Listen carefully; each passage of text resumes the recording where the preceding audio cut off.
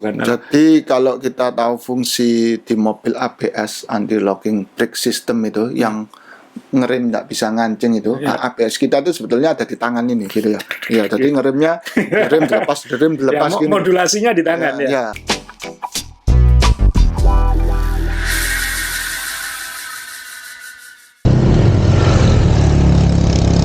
Jalan licin, liur ikan.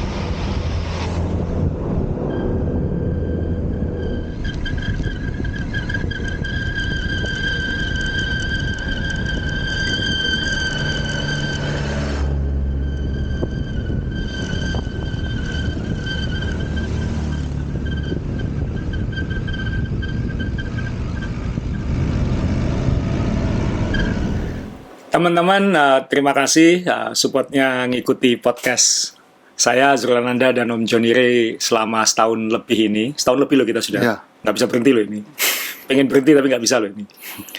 Kemudian makin banyak masukan, khususnya ke Om Ray karena yang bersosmed dia, jadi banyak yang nge-tag dia, kirim DM, tanya-tanya. Jadi yang repot dia bukan saya.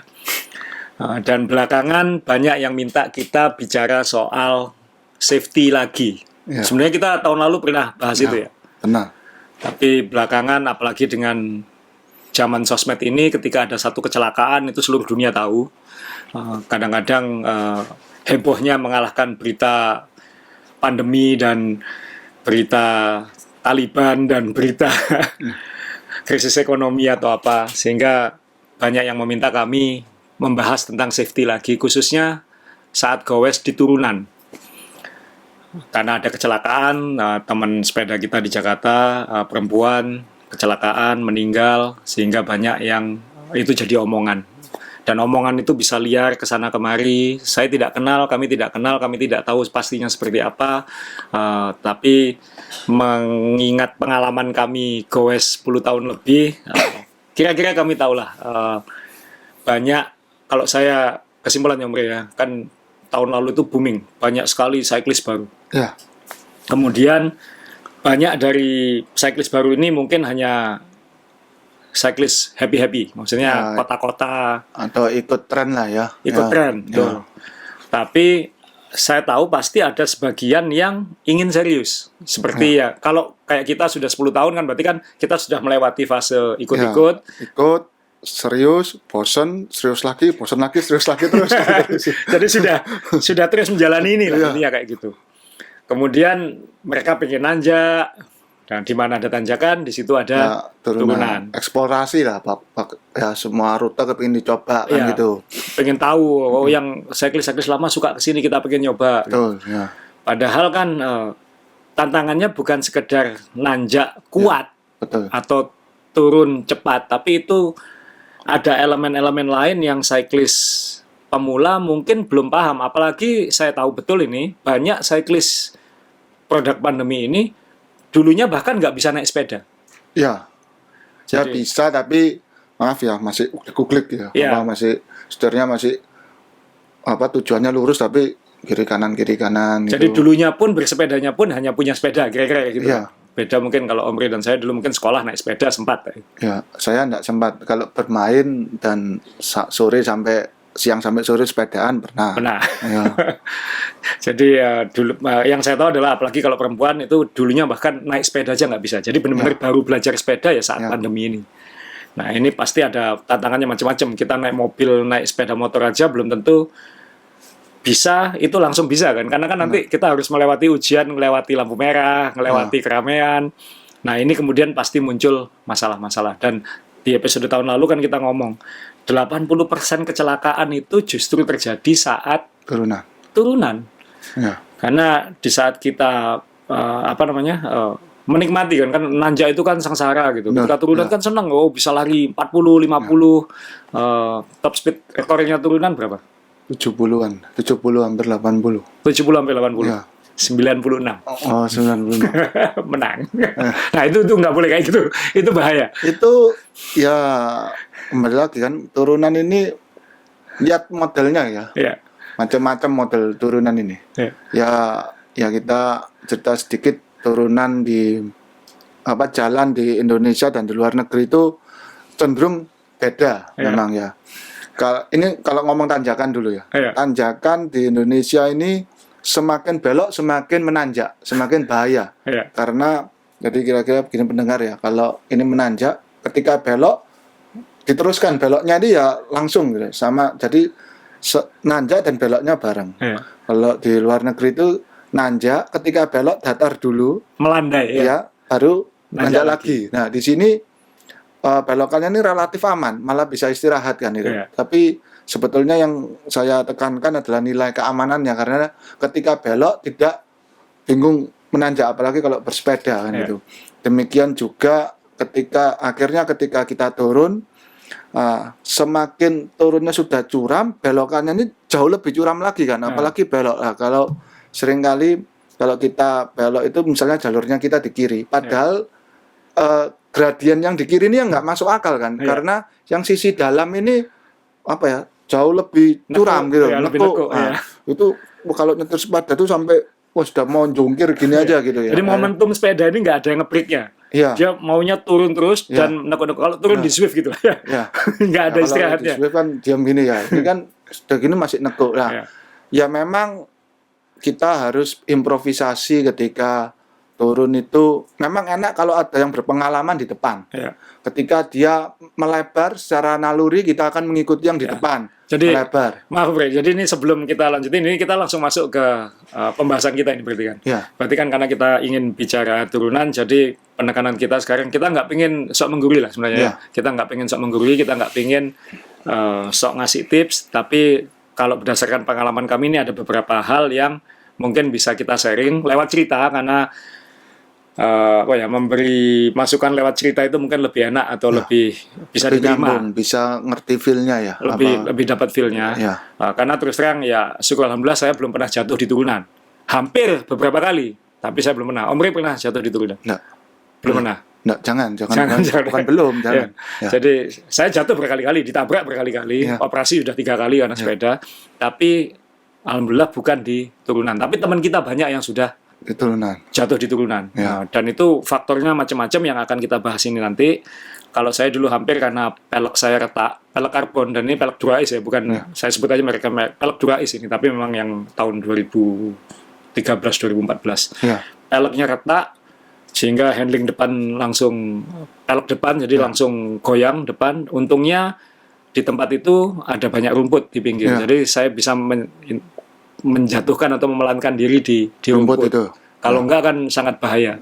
Nah, ini kan enggak semua orang mungkin bisa punya insting atau refleks yang bagus, apalagi kalau pemula. Nah, ini penekanan pertama. Jadi cerita pertama yang ingin kita sampaikan, nanti ada beberapa. Jadi mengenai safety di turunan adalah satu adalah kemampuan handling. Tadi Om Ray bilang kondisi jalan kita memang seperti itu. Jadi ini saya tambah lagi Om Ray. Karena kondisi jalan di bawah ini Om Ray juga banyak yang mungkin bisa cerita. Jadi saya selalu diingetin khususnya waktu goes di luar negeri, guide atau saya nggak mau nyebut coach ya, karena mereka sebenarnya guide tapi mereka berpengalaman gitu. Mereka selalu mengingatkan kalau turunan. Mereka selalu bilang kebanyakan kecelakaan terjadi saat turunan.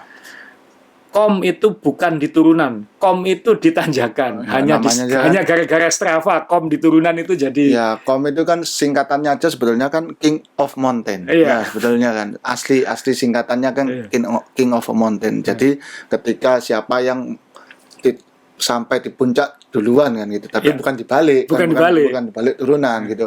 Kalau di turunan kejuaraannya lain kan gitu, kejuaraannya downhill gitu kan, kan lain gitu sebetulnya. Nah itu juga mungkin banyak pemula-pemula yang merasa kurang cepat di tanjakan sehingga pengen ngejar di turunan kan.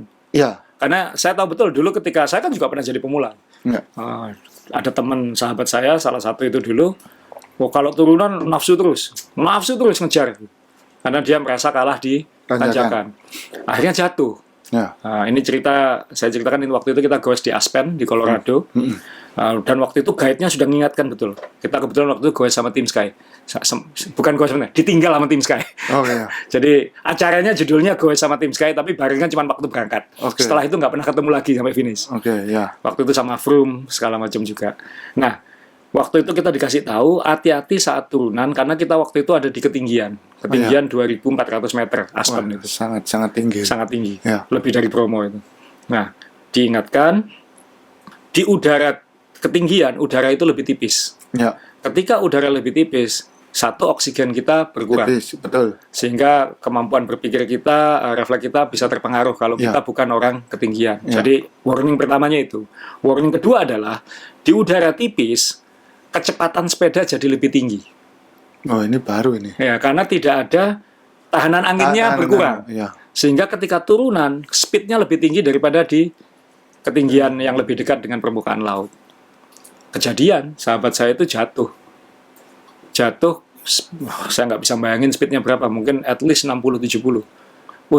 Untungnya ini orang Indonesia, untungnya ya sekali lagi banyak rumput itu, jadi jatuhnya tidak ke jurang atau apa. Ya. Ya syukur alhamdulillah waktu itu dia jatuhnya ke kanan bukan ke Ya. tebing, sehingga ya memang sepedanya rusak, sepatunya rusak, jaketnya sobek, bibnya sobek, pelek pecah, itu banyak. Tapi orangnya syukur hanya luka-luka superficial, tidak ada patah tulang, tapi luka-luka kulit terkelupasnya banyak di pantat dan paha. Ya. Itu kita tanya, kan kamu sudah dikasih tahu tadi hati-hati Kak turunan. Ya tapi saya ingin ngejar ketinggalan. Ya. Nah, sekali lagi, ya akan sulit memberi pemahaman ini untuk newbie.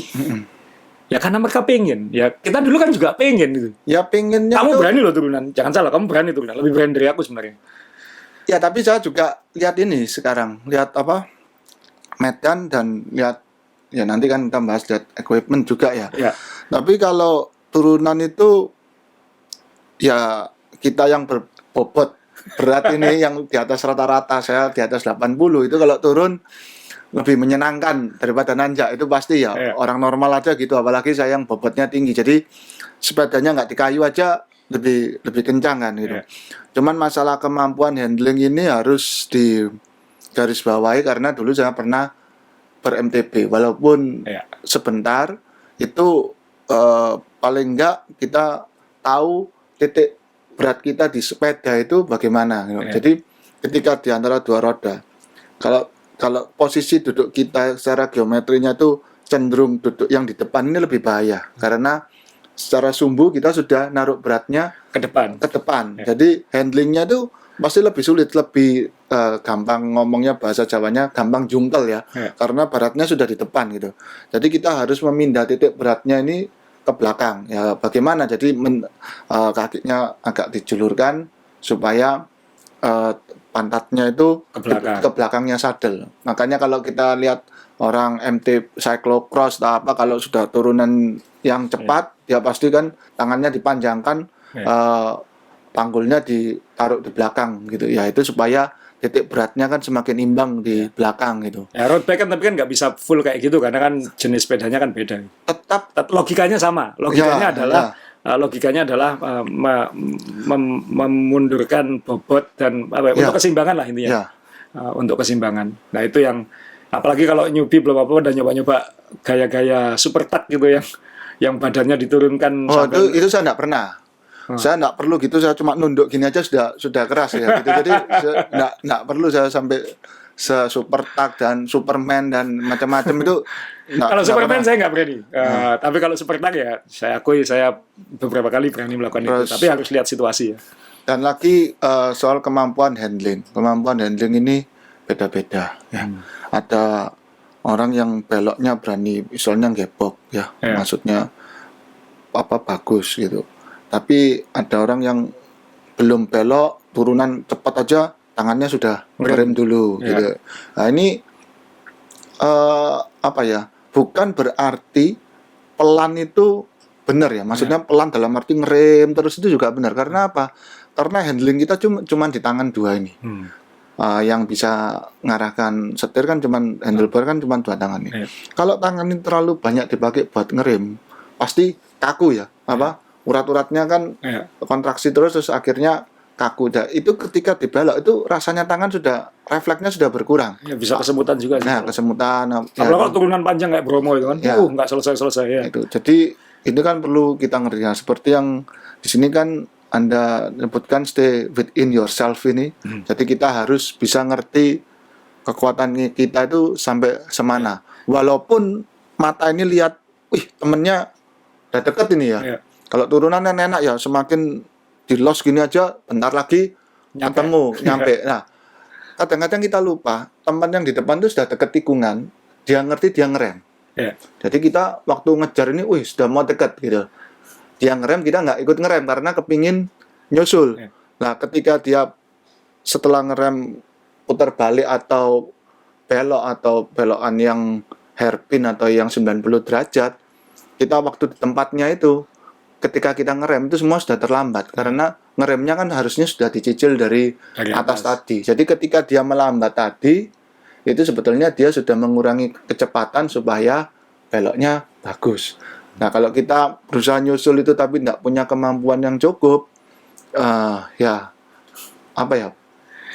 persentase bahayanya pasti semakin meningkat. Itu kalau hanya turunan dan kita dan teman-teman. Kan Ya. ada mobil, ada motor, Ya, lalu lintas, jalan rusak. jalan rusak, dan harus diingat sepeda road bike kalau turunan itu lebih cepat daripada mobil, Ya. lebih cepat daripada motor.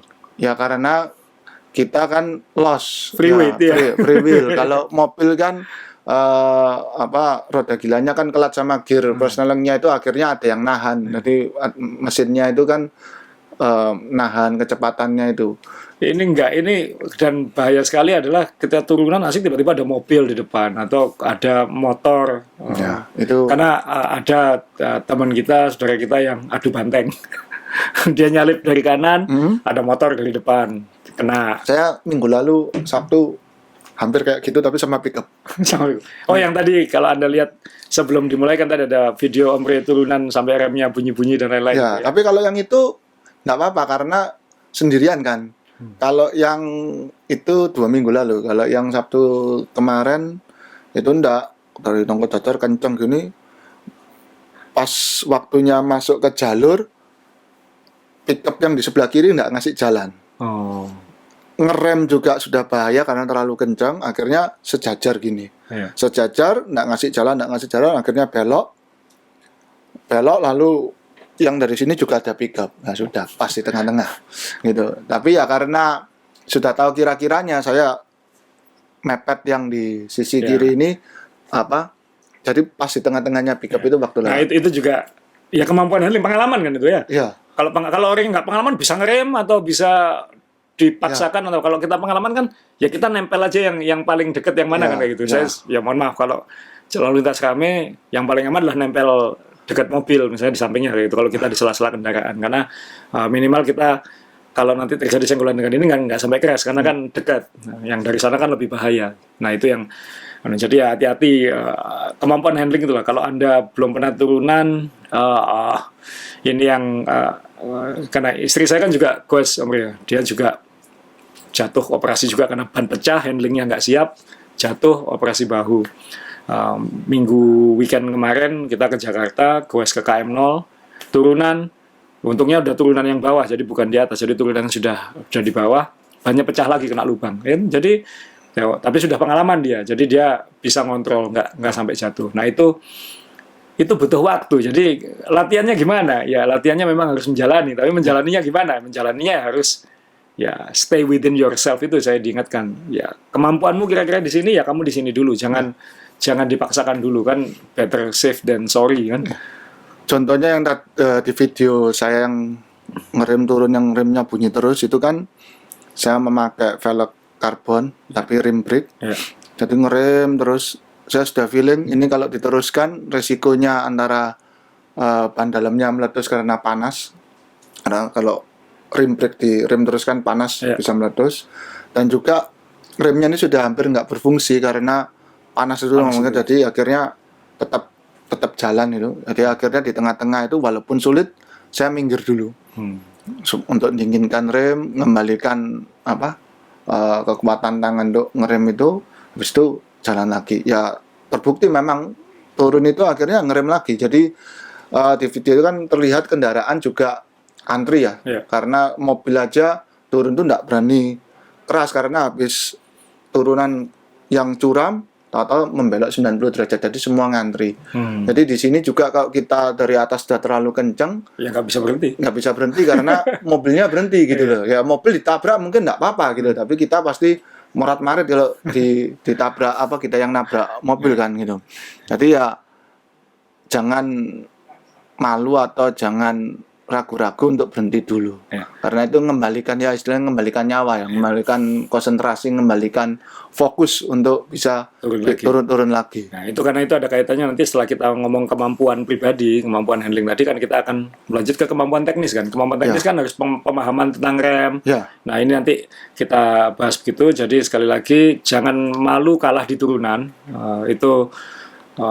Apalagi kalau nyubi-nyubi masih muda, masih berani, ya silakan, kita sudah pernah merasakan semua, tidak ada kom di turunan.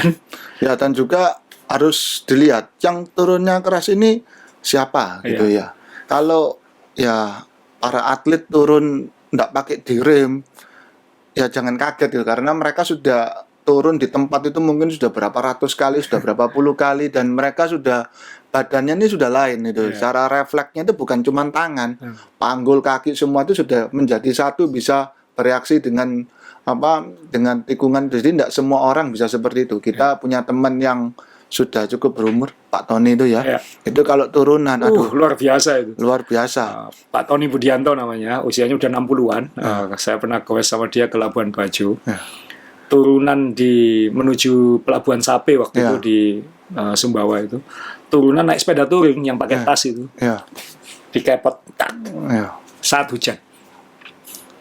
Maksudnya? Saat jalan basah. Turunan saat hujan. Tikuan di box. Bilang, tapi kita nggak kaget. Dia dulu pembalap motor. Iya, motor cross. Ya.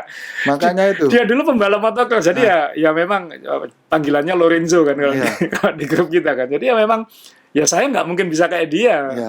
Ya, itu kan walaupun saya dulu balapan saya 4 roda bukan 2 roda. ya jangan memaksakan lah intinya kayak gitu. Jadi stay within yourself. Minta tolong teman-teman, karena kalau ada berita lagi kecelakaan parah dan itu karena kesalahan-kesalahan yang fundamental nanti yang jadi masalah kita semua. Nah, itu tadi kemampuan pribadi, jadi tahu kemampuan diri sendiri. Nah, kemampuan teknis ini yang saya sendiri mungkin masih banyak yang lebih hebat, orang-orang teknis akan jauh lebih hebat, tapi kita ingin ngingetin ya Om Ri, karena ini ada kaitannya tadi Om Ri sudah ngomong soal rem, karena sebelum Om Ri jelasin rem dan lain-lain itu, saya ingin menekankan juga bahwa banyak cyclist baru sekarang itu langsung menggunakan disc brake, langsung menggunakan disc brake, jadi bahkan mungkin tidak akan pernah merasakan rim brake. Belum pernah dan tidak akan pernah kalau kedepannya memang disc brake terus dipaksakan. Sehingga kita yang pernah pakai rim brake bertahun-tahun itu otomatis limit kemampuan di turunan itu bukan pada kita, tapi pada pelek dan rem. Seperti tadi Om Ri cerita kan, mendinginkan pelek segala macam itu jadi trik. Kita selalu kalau kita naik ke Bromo, kita kan selalu turunnya di gowes. Kita selalu berhenti di tengah-tengah.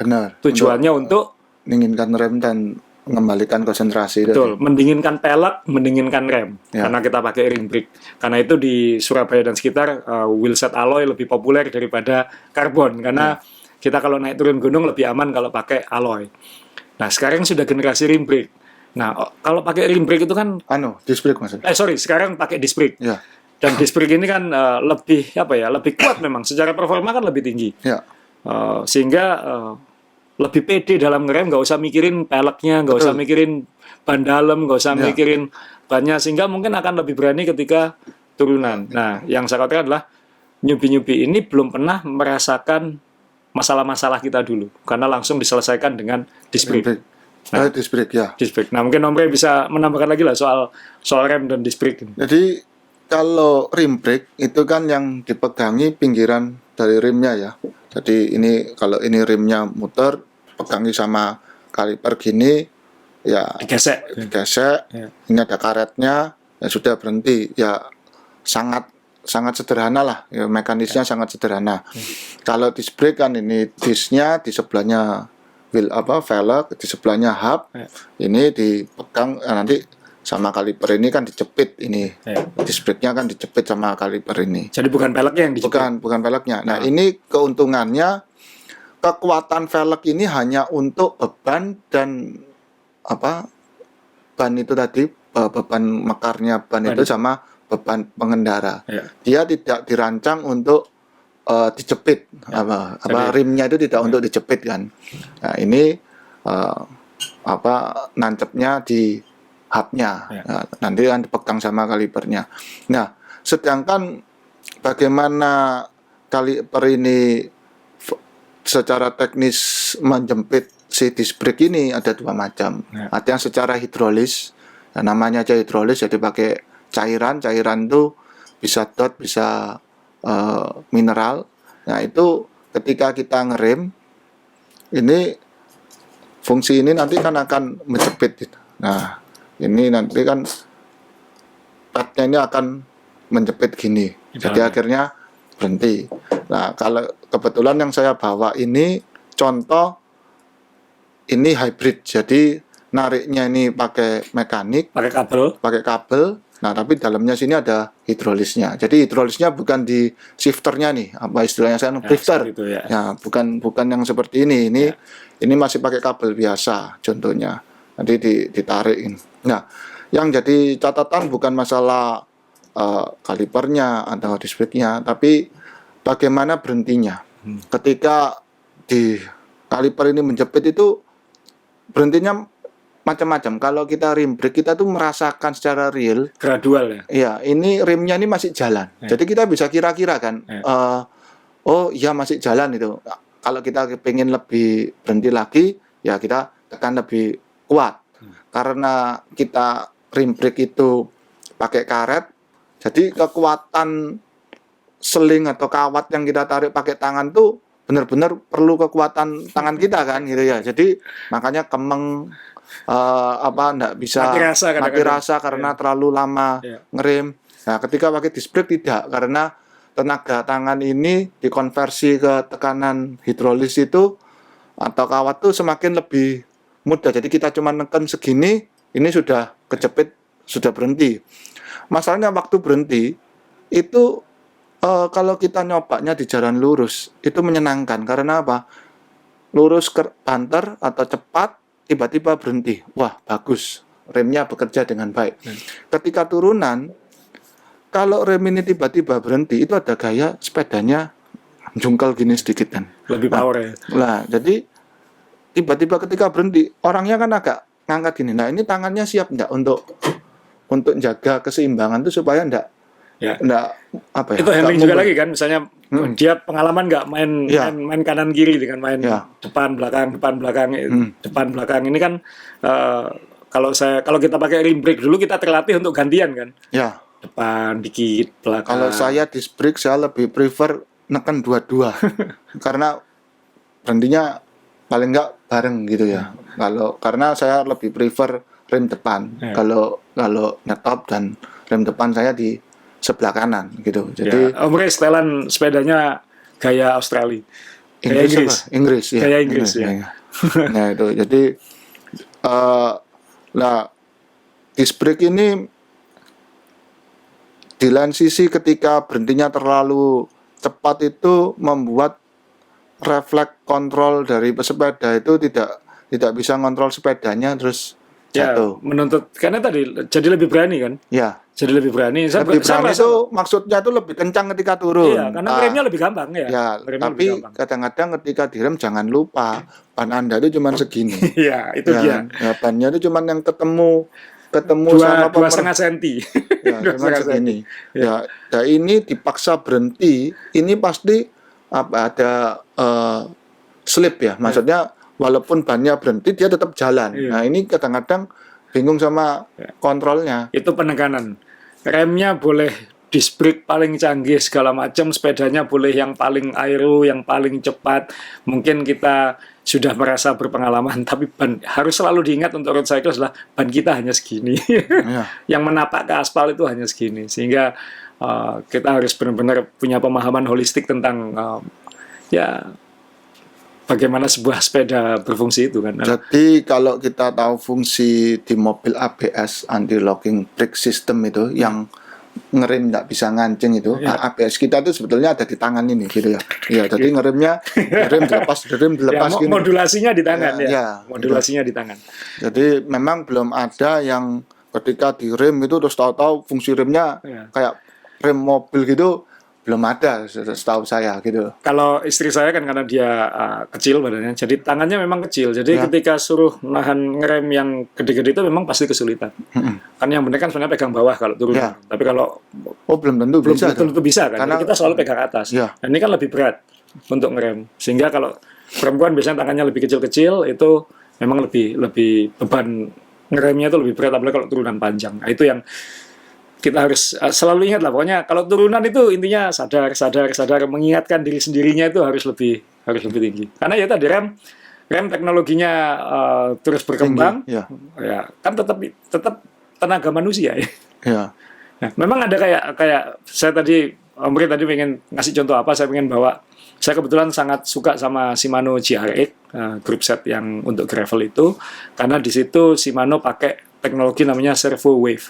Oh. Jadi gerakan tangan kita ini ngerem, jadi misalnya kita ngerem Rem. tak gini, remnya itu tidak serta merta tak gini juga. Jadi gerakan kita gini tapi remnya tetap ngikuti, Tetap gradual. sehingga feelingnya itu lebih enak. Ya mungkin karena untuk kebutuhan off-road ya, karena Ya. di MTB dan di gravel seperti itu. Nah teknologi itu sekarang dipakai di Dura-Ace sama Ultegra yang Yang baru baru. nanti, yang 12 speed. Jadi ya, tapi sekali lagi meskipun dibantu dengan teknologi yang makin safety ya harusnya, tapi kan safety atau tidak kan tergantung orangnya. Ya, kadang-kadang kan gini, ini fungsinya gradual. Iya. Jadi jangan sampai ketika pesepeda dapat Dura-Ace yang baru itu, ketika direm, oh nggak enak. Hmm. Enakan yang lama, kalau ditekan langsung berhenti, ya langsung berhenti. Kalau ini enggak, mesti ada jalannya. Nah, kadang-kadang kita perlu paham teknologi itu dibuat karena ada masalah di mana. Jadi ketika misalnya seperti tadi ini dibuat gradual supaya lebih aman ketika turunan panjang dan curam. Iya. Jangan kira ketika dipakai kita harus mengenali dulu. Oh, berhentinya modelnya seperti gini. Jadi jangan terus tahu-tahu belum dicoba, wah diajak temennya kencang-kencang, tahu-tahu dicoba, loh kok nggak berhenti, kaget. Nah, kagetnya ya kalau kaget bisa ngontrol, kalau kagetnya pas turunan nggak bisa ngontrol, jatuh di gunung kan ya nggak enak juga ya, gitu kan musibah gitu. Jatuh kok nggak enak ya nggak enak. Ya itulah kita yang saya sedih lah sebenarnya kan saya nggak ingin kayak podcast kita itu kan terlalu menggurui ya mungkin. Ya. Cuman kan pada pernyataannya adalah saya termasuk, mohon maaf kalau saya sering meneriaki newbie di jalan gitu karena bahaya bukan hanya buat dia tapi buat kita dan buat pengendara yang lain. Kayak kita mungkin harus berkali-kali ingatkan kalau pelan jangan jajar 3, Ya. jangan jajar 2, kalau pelan minggir Oh saja. ya, dan juga banyak sekali. Pak Om tadi nyinggung itu, kalau temannya yang di depan itu bawa sepedanya di turunan goyang, itu saya ngerti ya, ini orang yang nggak sepedaan mungkin nggak paham, tapi saya ngerti Anda yang di belakang orang yang goyang itu pasti grogi sendiri, bisa-bisa jatuh sendiri. Iya. Yang goyang nggak jatuh, Iya. ya Anda yang di belakangnya itu bisa senewan sendiri, bisa jatuh sendiri karena apa? Bingung. Ini maunya apa ini? Ya, ketika Anda mungkin mendekat, dia ke kanan. Iya. Anda mungkin terlalu cepat menyalip dari kiri, dia ke kiri. Iya. Terus begitu terus. Lama-lama concern Anda itu bukan di turunannya, sudah lihat dia terus mau kiri, mau kanan, mau kiri, mau kanan. Oh, dan itu banyak. Ya. Ketika turunan kita akan kelihatan kan, maksudnya yang pengalaman, oh ini nggak bisa turun, ini nggak Ya. bisa turun. Jangankan yang pemula, yang kita aja yang kelompok kita yang sudah pengalaman itu aja kita sudah tahu siapa yang jago turunan, Ya. siapa yang nggak berani turunan kan kita tahu gitu. Jadi khawatirnya dia itu nular ke kita, ya kan? Jadi pilihannya satu, ngerem dulu, biarkan dia agak jauh. Jadi mata kita ini ndak terdistraksi sama gupunya atau gugupnya dia. Atau kalau bisa itu baru mendahului dan buat dia di belakang supaya kita ndak lihat gitu. Karena apa? Melihat dia tuh kan sudah jalannya turun berbelok-belok sambil lihat dia goyang-goyang gini bingung karena ada timing di mana kita harus masuk. Ya. Ketika ada kendaraan tadi itu sama mobil lain, Ya. ketika kita harus berada di posisi mana di tikungan, ternyata tempat itu diambil sama dia. Ya, iya kan? Nah, itu kan bahaya. Kita mesti ngalah. Ya, cuma segini. Iya. Ketika kita ngalah ke belakang, ada mobil lain. Nah, ini kan pasti grogi gitu loh. Padahal simple, mestinya kalau bisa minta minggir kan gitu. Iya, tapi enggak mungkin. Kita kan, kalau gitu. di Surabaya kan biasanya orang Surabaya kalau bahasanya lebih lek-lekan ya, lebih bisa diinterpretasikan lebih kasar tapi sebenarnya lebih tegas tapi juga lebih fair kayak gitu. Karena setelah itu ya sudah kayak gitu. Jadi kita sering minggir aja gitu. Minggir gitu. Kenapa? Kita tahu kamu ini berbahaya buat kamu dan berbahaya buat kita gitu. Jadi, minggir aja gitu. Pelan-pelan. Kadang saya mohon maaf saya pegang bahunya ini agak minggir aja kayak gitu. Karena kalau jalannya lurus, kalau turun ini jalannya lurus, dia kan di depan gitu ya. Ini kan yang sulit kalau jalannya turun. Jadi antara Anda bisa mendahului atau ya sabar, rem sedikit dia agak jauh baru jalan lagi. Jadi enggak kelihatan dia mubat-mabit gitu ya gitu ya. Itu yang mungkin buat teman-teman yang tahu temannya di turunan berani tapi kemampuan handlingnya kurang ya tolong diingatkan saja lah, itu ada pahalanya karena Anda menyelamatkan nyawanya dia. Nah, ada lagi soal rem, Om Rey? Soal rem saya kira cukup ya. Yang berikutnya adalah kondisi sepeda keseluruhan ya. Jadi kita sudah kemampuan handling, pemahaman tentang rem, dan saya ingin menambahkan satu di sini karena sudah lama ingin disampaikan juga, tapi momennya mungkin baru sekarang adalah kita benar-benar harus tahu kondisi sepeda kita. Hati-hati sebelum saya ngomong khususnya wheelset ya. Kita sudah ngomong rem, ban, jadi pasti ada kaitannya dengan wheelset. Tadi saya sudah dicerita di awal, saya pernah hampir jatuh di turunan karena wheelsetnya retak, wheel depannya retak. Waktu itu masih rim brake tapi. Nah, ada satu lagi kita punya pengalaman, teman kita Bagus Ramadhani itu CEO-nya Sub kan pernah salto di turunan juga. Ya. Gara-gara stem. Ya. Gara-gara stem. Om Rey bisa tunjukkan itu di stemnya. Ya, tolong di covernya stem. Nah, ini sepedanya Om John Bumiharjo yang dipakai ke Unbound Gravel kemarin. Kalau dilihat di atasnya stem itu kita sisakan 1 cm. Tidak perlu 1 cm sih, setengah senti aja cukup sebenarnya. Ya, biasanya cuma buat narik jangkarnya itu. Narik jangkar itu. Ya. Jadi tolong ditunjuk lagi Om Rey ya. Itu banyak yang nanya ke saya, ke kami, ke lingkungan saya, kenapa kok kalian selalu menyisakan di atas stem? Kan lebih bagus kalau dipotong halus. Ya. Saya bilang itu sebenarnya untuk safety. Ini malah sebenarnya rekomendasi dari pabrikan sepeda semua adalah, kecuali sepeda-sepeda aero sekarang ya, kan itu sistemnya beda. Tapi untuk sepeda-sepeda tradisional seperti ini, sebaiknya menyisakan sedikitnya setengah senti. Untuk alasan safety tadi. Yang terjadi pada teman kita ini adalah, sahabat kita ini adalah, dia motongnya ngepas. Malah nggak ngepas, Om. Kelebihan ya. Dia itu sebetulnya kependekan motong forknya ini. Kependekan. Jadi forknya itu di tengah-tengahnya stem sini. Oh, jadi nggak kegigit semua ya sama baut ya. Jadi di dalam ini stem, di dalamnya itu forknya itu di tengah gini. Saya ingat karena itu sepeda aero. Sekali lagi sepeda aero kan biasanya pengen bentuk stemnya kan tidak bundar, dia pipi-pipi sehingga kalau motong harus benar-benar pas. Dia pakai Canyon Aero waktu itu benar-benar pas. Itu gini. Jadi motongnya kurang sehingga ketika kena waktu itu ada benjolan di turunan, dak gitu, stemnya ini lepas. Iya. Ya. Jadi dia tutup stemnya ini nggak gigit. Ini kan gigit, gigit sih gigit, tapi kan si stem ini dudukannya di potong apa sisanya fork yang di atas ini cuma separuh. Ya. Jadi ketika ya lepas. Ya. Jadi stemnya lepas dan lepas ya otomatis dia salto ke depan. Ya, jadi ini enggak ada pegangannya. Nggak ada pegangan. Ya, pas itu di depan saya, pas di depan sebelah kiri saya gini. Jadi saya ngelihat dia salto itu. Ya, untungnya dia tidak apa-apa. Ya, pengalaman dari situ adalah ya saya jadi ingat betul omongan kalau motong fork ya sebaiknya disisakan. Ya memang ya godaan di dunia sepeda yang bilang nggak keren gitu. Padahal nggak keren atau mati kan kayak gitu kan. Ya sebetulnya ini disisakan Setengah aja cukup sebenarnya. setengahnya aja enggak ketara kok. Ya, masih bagus. Saya biasanya misalkan setengah, tapi kadang-kadang ya sisakan satu untuk kalau misalnya saya pengen naikkan dikit untuk lebih nyaman. Jadi itu salah satu. Jadi alasan jatuh itu kan banyak. Equipment. Jadi kenali betul equipment karena kebanyakan saya tahu newbie belum tahu caranya nyeting sepeda sendiri. Jadi apa-apa dibawa ke toko untuk mekanik. Sehingga kadang-kadang mekanik kan mungkin ada lalainya, ada kelupaannya, sehingga mungkin remnya mungkin lupa ngecek rem sehingga kampasnya habis misalnya. Yang simpel-simpel tuh seperti kayak yang video yang lalu itu kita kan nyoba setirnya digedruk-gedruk gitu ya. Pukul-pukulkan ya. Seringkali habis benerin handlebar. Baut stemnya ini agak longgar. Sehingga ngedrop. Drop. Ya, kalau kita di turunan ada bolongan tuh kan ketekan gini sama tangan. Ya, dak, gitu, itu akhirnya kan turun gini, ininya melorot. Ya. Drifternya ini melorot gini. Ya. Itu kan handlingnya hampir nggak mungkin karena tangannya kan ketekuk gini jadinya. Nah, itu sudah kalau orang nggak, kan gopoh. Sebetulnya kalau pengalaman langsung pindah aja ke Pegang bawah, bawah. pegang bawah gini untuk supaya tenang dulu handlingnya baru minggir. Tapi kalau Anda teruskan di sini ada lubang lagi, tangannya sudah miring gini, ada lubang lagi gampang lepas.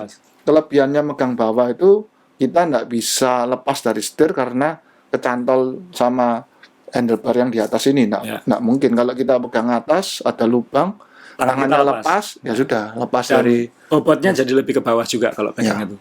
Sehingga ya itu ada banyak kenal equipment, tapi ada satu ini Omri yang saya pengen dan saya membawa beberapa contoh di sini. Dan ini bukan bermaksud menjelek-jelekkan atau apa. Kita pengalaman 10 tahun pakai banyak jenis pelek, rim brake, disc brake sekarang ya. Alloy, karbon, titanium malah. Kampanye lo ada pelek titanium.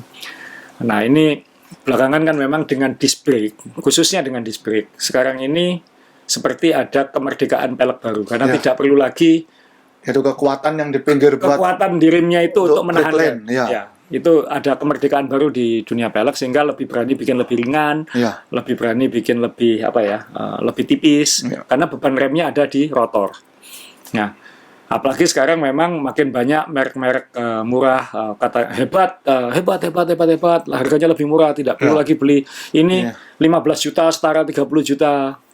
Ringannya dan lain-lain. Nah, tapi tetap buyer beware. Ini saya akan menunjukkan satu dan ini kami juga sudah mengontak pabriknya juga karena ini salah satu merek yang lagi saya ngelihat banyak vlogger atau banyak influencer itu kayaknya lagi heboh banget dengan pelek-pelek ini. Oh, ini nggak perlu beli yang mahal kayak ini. Tapi sekali lagi, waktu ini terjadi mekanik kita itu, jadi saya bilang murah jaluk selamat. Nah, sampai ngomong kayak gitu.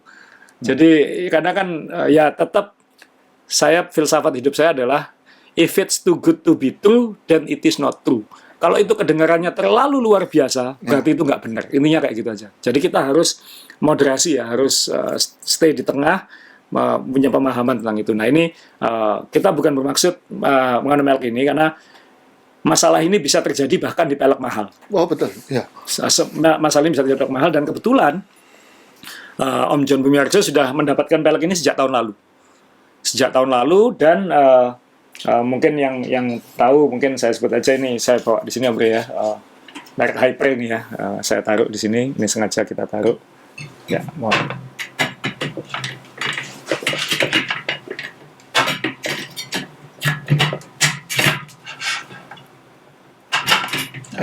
Nah ini merek Hyper, ini memang luar biasa ringan, carbon spoke dan lain-lain. Ini punya teman kita karena ternyata dia punya masalah yang sama. Jadi ini sudah sejak akhir tahun lalu kita sudah komunikasi dengan mereka. Rasanya waktu turunan, bukan pelek ini sudah saya tunjukkan karena punya kita sudah diperbaiki. Saya pakai pertama karena kan tukang eksperimen di Wednesday kan saya pakai kok ada kayak jendul-jendul gitu ya. Nah, kita Ya. Ini kelebihannya apa aja velg ini? Memang sekarang lagi banyak ya, tidak perlu lagi keluar puluhan juta untuk beli pelek yang beratnya di bawah 1.500 gram. Ini di bawah 1.500, 1.300 atau apa? 1.300. 1.200, 1.300. Sangat ringan, carbon spoke, Carbon spoke, carbon hub, dan dan sangat ringan. Itu memang impian kita kalau punya pelek kan, Om Rey. Ringan, carbon hub, carbon spoke, carbon rim. carbon rim, total. Jadi hampir semua Ya, karbon. jadi dan jujur kesan pertama saya adalah ini kayak lightweight. Sedangkan lightweight harganya berapa puluh juta kan sebetulnya. Sekarang berapa lagi? 80 mungkin ya, 80 juta ya. Ini Zaman kita 20, dulu masih 60 jutaan. Ya.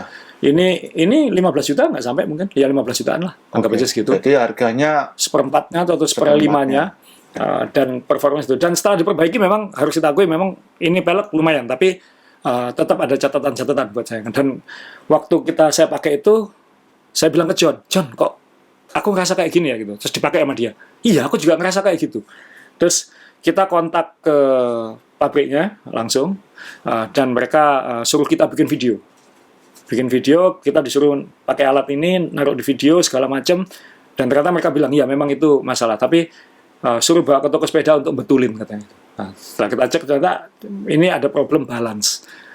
Kan kalau kita beli pelek mobil itu kan selalu dibalancing. Betul. Dan dikasih pemberat kan itu Ya. supaya balance. Jadi lingkarannya ini tidak balance. Dan kita waktu itu ya mohon maaf Om John waktu itu minta klaim. Tapi nggak dipenuhi. Malah kita disuruh bikin video, suruh bikin dan kita jawabannya karena kita juga belajar kan. Karena pelajaran kita kan moga-moga bermanfaat untuk teman-teman semua bahwa tidak ada yang spektakuler di dunia ini gitu. Ya. Nah, ini saya ambil contoh lubang pentilnya di mana ya? itu. Ya ini lubang pentilnya ada di jari saya ini ya. Ya. Di jari saya ini. Jadi kalau pelek itu balance, maka kalau kita lepas ini Om Rey, Ya. kita lepas, maka dia akan balance, dia akan turun. Tapi ini tidak, dia turun dan muter terus. Memang semua Dia pelek kembali lagi. dia kembali lagi, tapi tidak bisa tenang diam, dalam tidak bisa stabil Jadi diam. kalau biasa balancing mobil tahu kalau ini tidak balance. Nggak gitu ya. balance kayak gitu. Ya. Dan kebetulan yang kasus yang kita alami waktu itu Nah, ini sangat tidak balance. Sangat tidak balance itu sampai ketika di datar atau kecepatan rendah mungkin tidak terasa. Tapi ketika turunan dan kita kan naik turun kan. Kalau Ya. Waze kan naik turun. Ya. Kita keturunan kecepatan 50, 40, 50, 60 sempat. Itu vibration-nya terasa banget di belakang dan itu pasti sangat berbahaya gitu. Ya, handling kita kan seperti ada pembandul, kayak ada bandulnya Dan gitu. bandulnya Ya. itu bahaya karena saya merasa ketika turunan tapi kebetulan yang saya rasakan waktu itu belakang, jadi ada yang belakang ada yang kita ada dua set waktu itu, yang satu masalah di belakang, yang satu masalah di depan. Nah jadi kita sebenarnya dikasih tahu juga oleh produsennya Hyper ini, oleh Winspay untuk memperbaikinya sehingga kita perbaiki. Tapi ya mungkin buat teman-teman yang lain mungkin tidak sadar ada masalah ini, dan ini punya teman kita Om Yohan Hoki, dan ternyata punya dia juga sama. Ketika diputar, loh ini sama masalahnya dengan kita. Apakah itu lebih buruk dari kita? Harus ditimbang. Jadi caranya adalah dibalancing seperti ini, kemudian diberi bobot. Nah ini kita menggunakan baut-baut. Ini Om Rey, tolong tunjukkan bautnya dulu ya. Jadi kita pakai slot tip aja, slot tip, lalu kita taruh baut-baut itu. Satu baut kira-kira 1 gram. Ini baut pentil itu ya.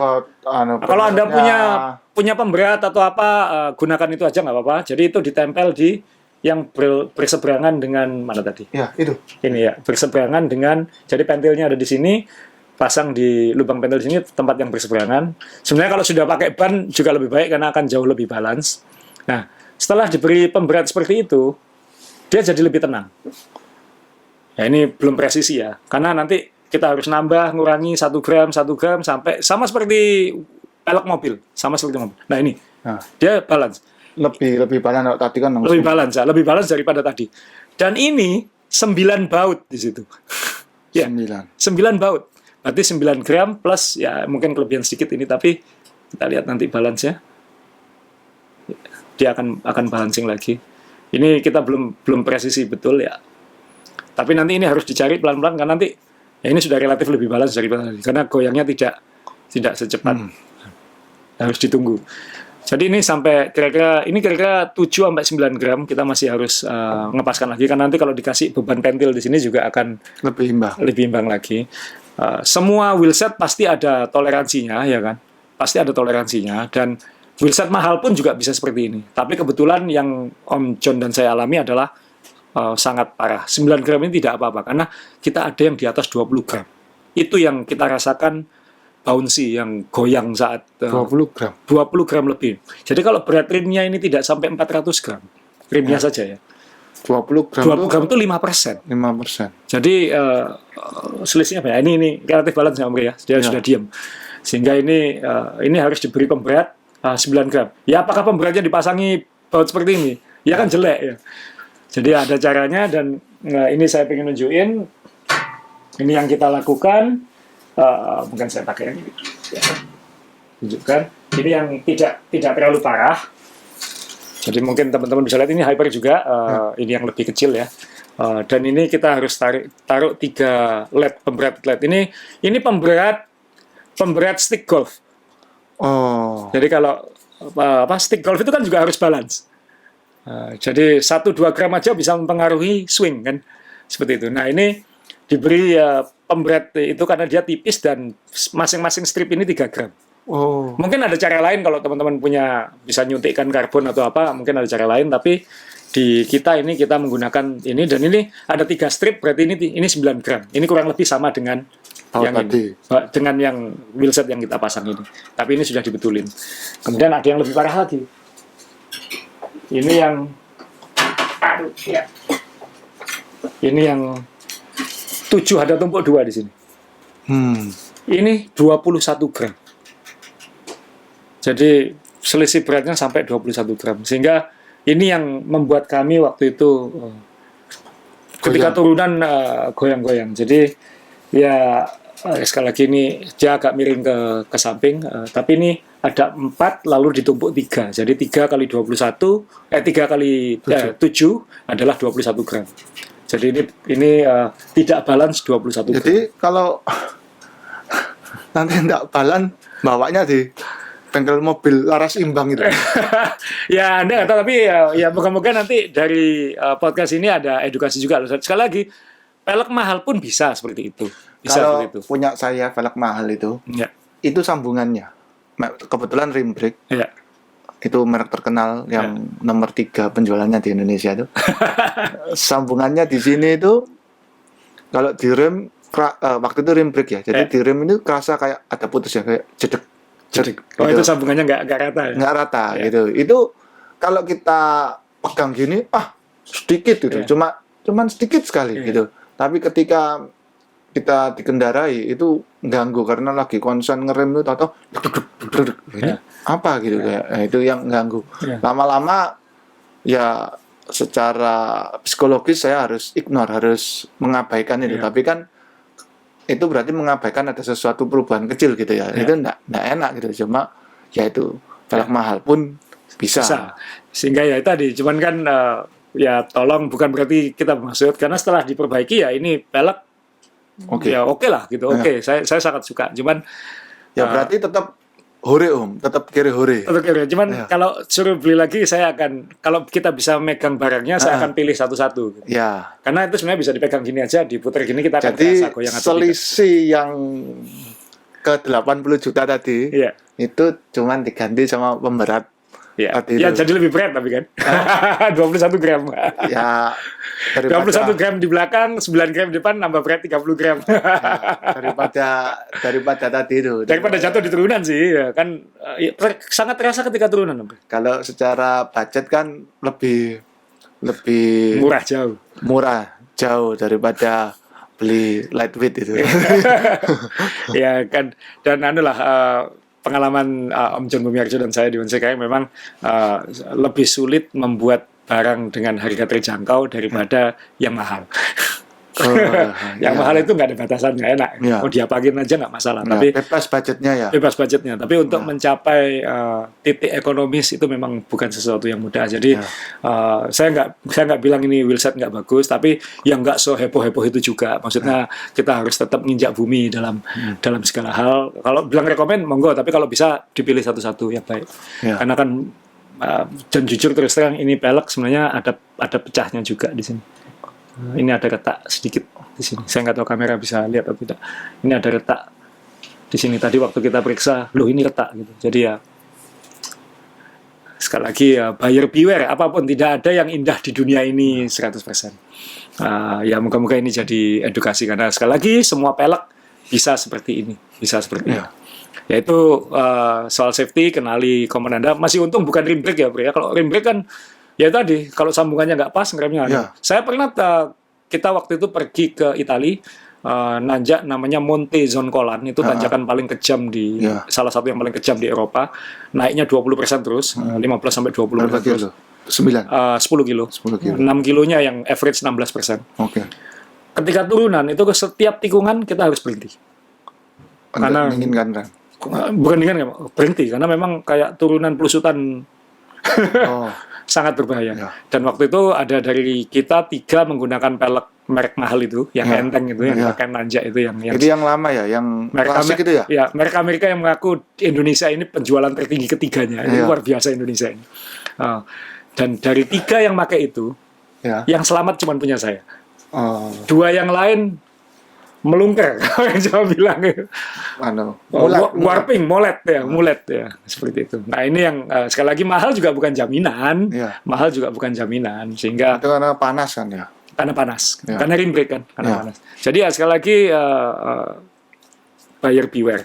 Nah terakhir sebelum kita nutup, ini sudah hampir 1 jam, Omri. Ya yang lain-lain Omri, mungkin Omri bisa ngingetin juga. Jadi, Nah, kita rekap dulu ya. 1, handling. ya. 2, pemahaman rem. 3, Ya. equipment, khususnya wheelset harus Ya. dicek betul. Nah, yang lain-lain, Omri? Yang lain-lain itu gini, kita hidup di Indonesia khususnya ini, penduduknya itu bukan cuman pesepeda, pemotor, naik sepeda motor, pemobil, naik mobil, tapi kita juga mengenal ayam, kucing, dan anjing. Ayam, kucing, dan anjing, ya ini maksudnya ayam yang berkeliaran itu ya, Ya. yang di jalan itu. Ya. Itu yang dipelihara oleh warga setempat. Itu ayam ini tidak tahu kalau ada pesepeda lewat itu. Dia nyebrang seenaknya ya. Ya. Nah, kalau orang kita teriaki awas gitu, Ya. dia berhenti. Nah, ayam ini tingkahnya kita nggak tahu. Kadang-kadang mungkin kita teriaki dia malah terbang ke nutupi arah bagian mata gini ya. Ada yang loncat, syukur-syukur dia kembali ke rumahnya atau ke arah dalam situ lebih aman.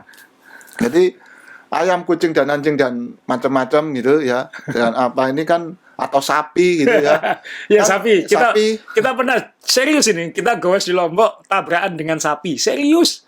Ya. Om Joko Juarez, Ya. kenangan lama terulang kembali. Ya, itu tabrakan dengan sapi. Itu Iya. kan ya untung waktu itu ceritanya kan kena badannya. Iya. Nah kalau kena tanduknya kan ya blind ya gitu tuh. Ya kan gitu. Kita kuenceng gini terus dia noleh sapinya noleh pas tanduknya gitu kan ya repot gitu loh. Kita mau marah sama dia yang nggak ngerti, kita yang nggak ngerti bahasa sapi ya kan gitu. Jadi ya memang penduduk jalan kita ini penduduknya banyak gitu kan, bukan hanya Iya. manusia. Kalau yang tadi Om Re bilang kebun binatang, saya nyebut macam-macam. Saya pernah turunan karena di turunan itu sebelah kirinya ada sekolahan itu ada lapangannya. Ya. Bola plastik lewat nyebrang. Ya. Ada lagi yang khas di Indonesia ini adalah benang layangan. Ya, benang layangannya Indonesia ini terkenal apa? Gelasan. Wah, Gelasan. sudah tumbuhi petani gelas itu ya supaya kalau diadu menang Ya. itu biasanya kalau kalah kan ngelewer gini kan ya.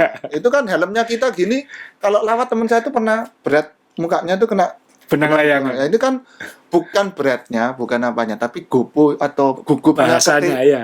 waktu ketika nyetir itu kok gini kaget dan ini ada apa? Itu Benang layangan. benang layangan jangan sampai Nah, gini. Ini yang akan membedakan main sepeda podcast ini dengan GCN ya. Ya. Karena di Inggris, di Eropa nggak ada ngomong benang layangan sama ayam di jalan nggak ada. Ya. Hanya di Indonesia. Ini situasi khusus di Ya, Indonesia. yang kemarin saya touring ke Malang Selatan itu seperti yang saya tulis, Ya.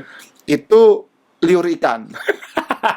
Nah, ya saya lagi nanjak gini, waktu itu masih 45%, tulisan awas liur ikan di jalan basah.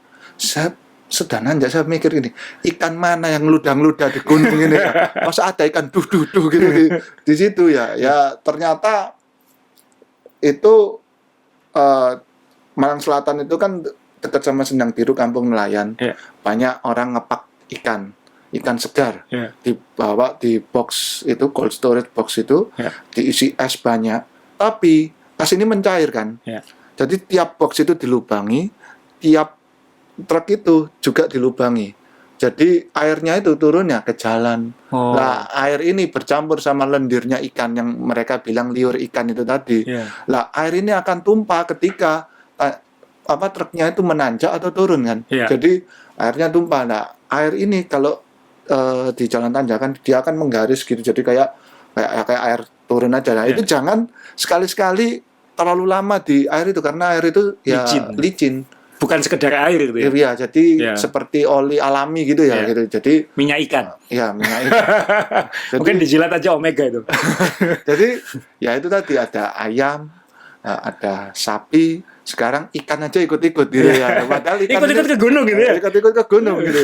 Nah ini nggak ada seperti tadi Anda ngomong di negara lain benang layangan lewat gini ya ngapain gitu ya gitu. Digelas Gelasan, lagi. ya digelas lagi gitu. Digelas lagi. Iya. Ya, jadi itu terus dan sekali lagi jalan di Indonesia saya kira nggak perlu disebutkan lah ya. Iya.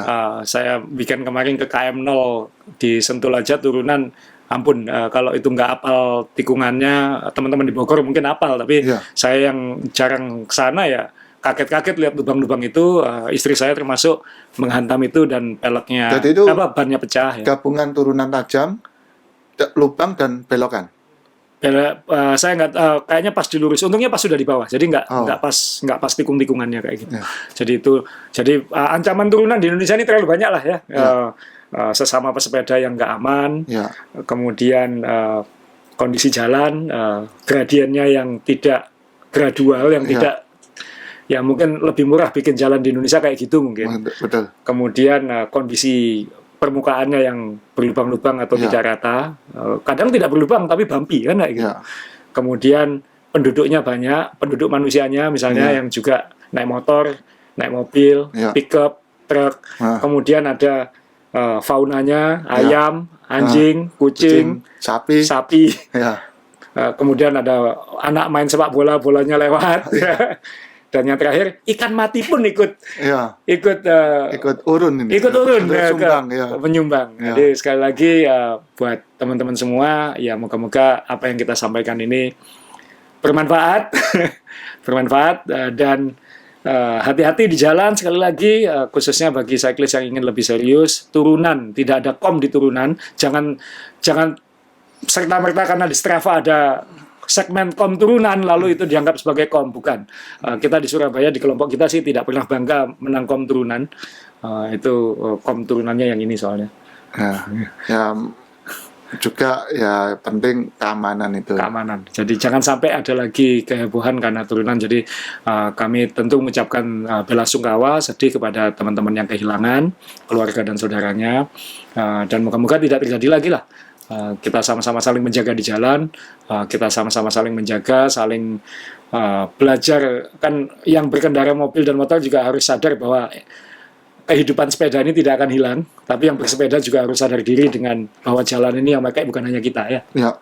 Jadi sekali lagi terima kasih, kita sampai ketemu di episode selanjutnya.